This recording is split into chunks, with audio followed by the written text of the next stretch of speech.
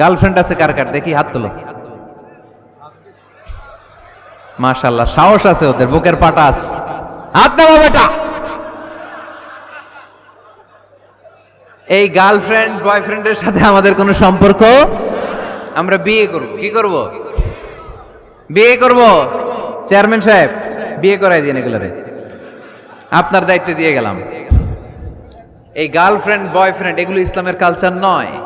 বিয়ের চেয়ে ভালো কাজ পৃথিবীতে হতে পারে। বিয়ে করতে গেলে বাপে বলে আগে নিজের পায়ে দাঁড়া। তো এতদিন ও কার পায়ে দাঁড়াইছে? ছেলে মেয়েদেরকে সাহস দেন, ছেলেও পড়বে। ওই যে একজন চিল্লান দিয়ে উঠছে, ওর কমন পড়ছে, কমন পড়ছে। মাশাআল্লাহ।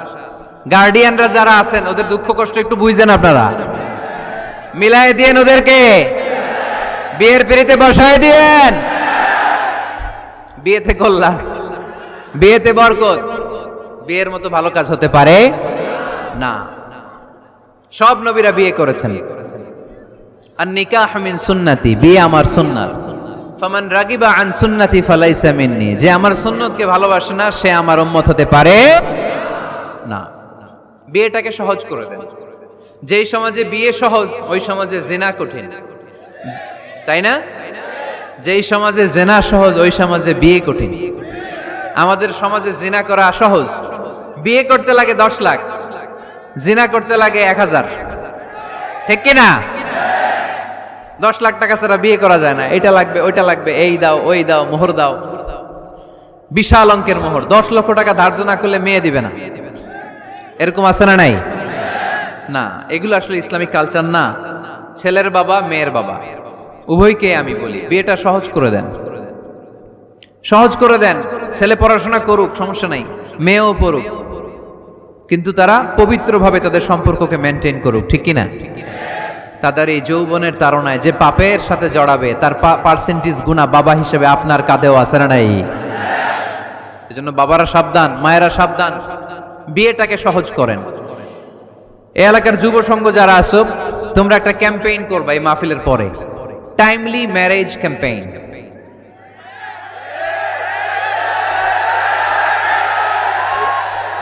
Timely marriage campaign. সময় মতো বিয়ে দিতে হবে, দেরি করা যাবে। বাপ মা বুঝে না, একজনকে হুজুর আব্বাই বুঝে না।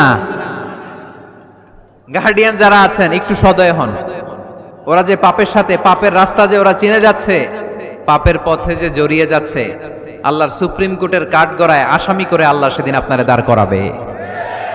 আল্লাযীনা হুম লিফুরুজিহিম হাফিজুন, দে গার্ড देयर প্রাইভেটস। মুকদ্দামাতুল হারামে হারাম, এট এ গ্ল্যান্স। একটা নারীর দিকে চোখ পড়ে যাওয়া এটা হারাম না, কিন্তু এই চোখ পড়ার কারণে এটা জেনার দিকে নিয়ে যাবে, এজন্য এটাকেও হারাম করেছে কে? মুকদ্দামাতুল হারামে হারাম। এই নজরটা বড় খারাপ। আর নাযার সাহামুন মাসমুমুন মিন সিহামি ইবলিস। এই নজর হচ্ছে শয়তানের বিষ মাখানো তীরের মধ্য থেকে একটা ভয়ঙ্কর তীর। এই তীর দিয়ে শয়তান যুবক আর যুবতীদেরকে কাবু করে ফেলে। আমরা শয়তানের হাতে ধরা দিতে চাই না, আমরা বিয়ের মতো পবিত্র বন্ধনে আবদ্ধ হতে চাই। ঠিক কি না?